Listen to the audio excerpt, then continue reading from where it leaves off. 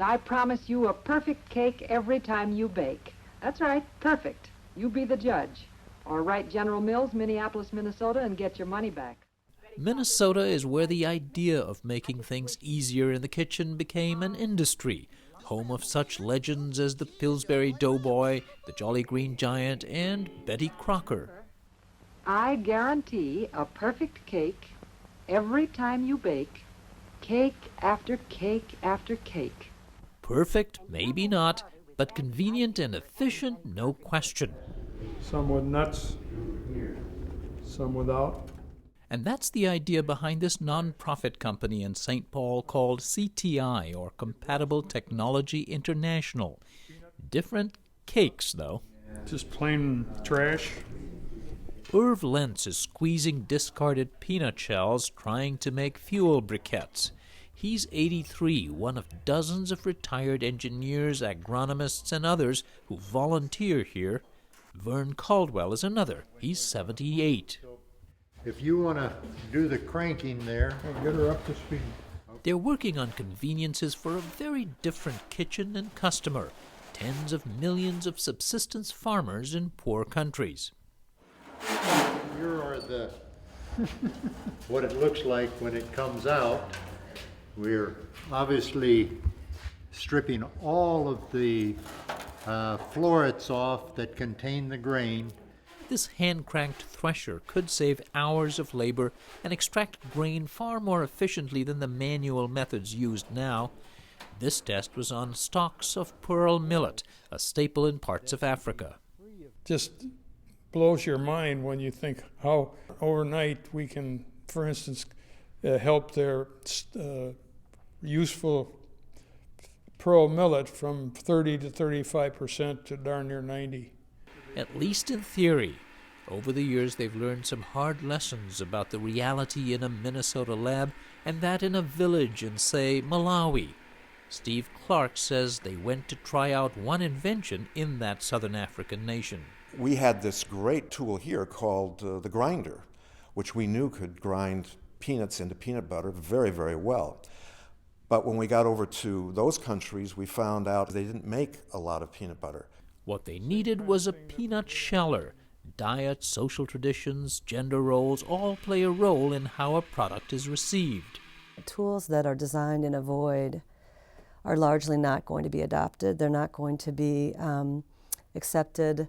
And therefore, the whole process of design needs to be about really understanding the context.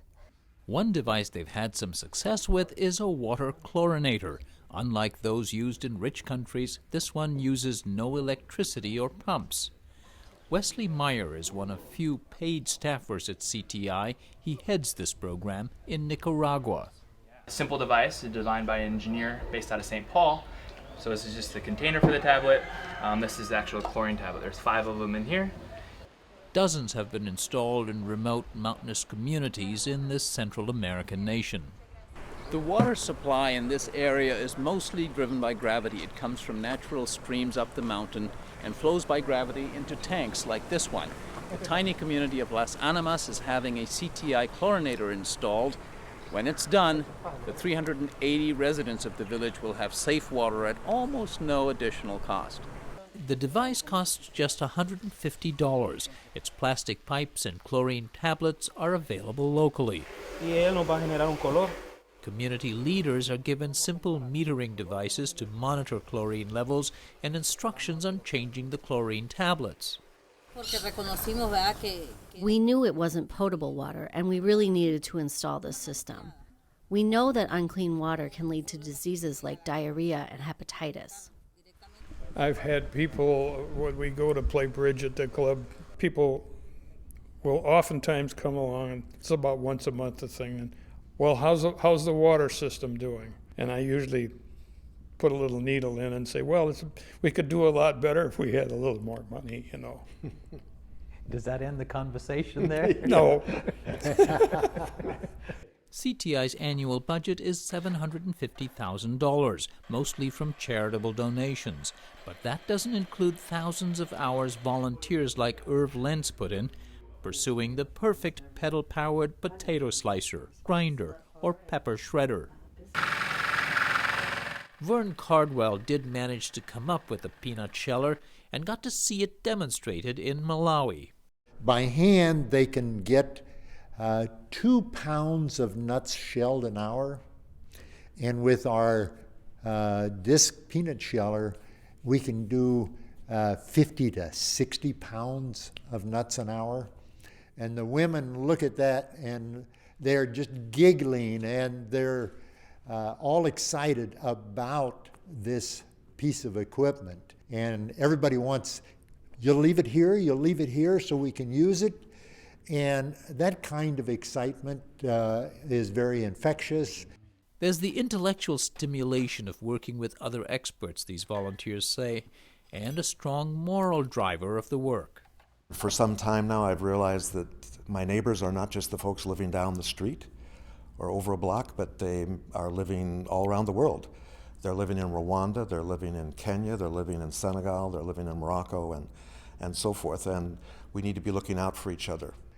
And to the degree to which we can create self-sufficiency and well-being for all peoples, it makes this planet a better place for everyone. I worked almost every day fixing things, if you would, at House of Hope Church. And I finally dawned on me that the impact of what I was doing maybe hit 100 or 200 or 250 people at the church, whereas the impact here is endless in terms of the impact on people. So I rather switch to working here. He's done that almost full-time for 20 years. For Religion and Ethics News Weekly, this is Fred DeSam Lazaro in St. Paul, Minnesota.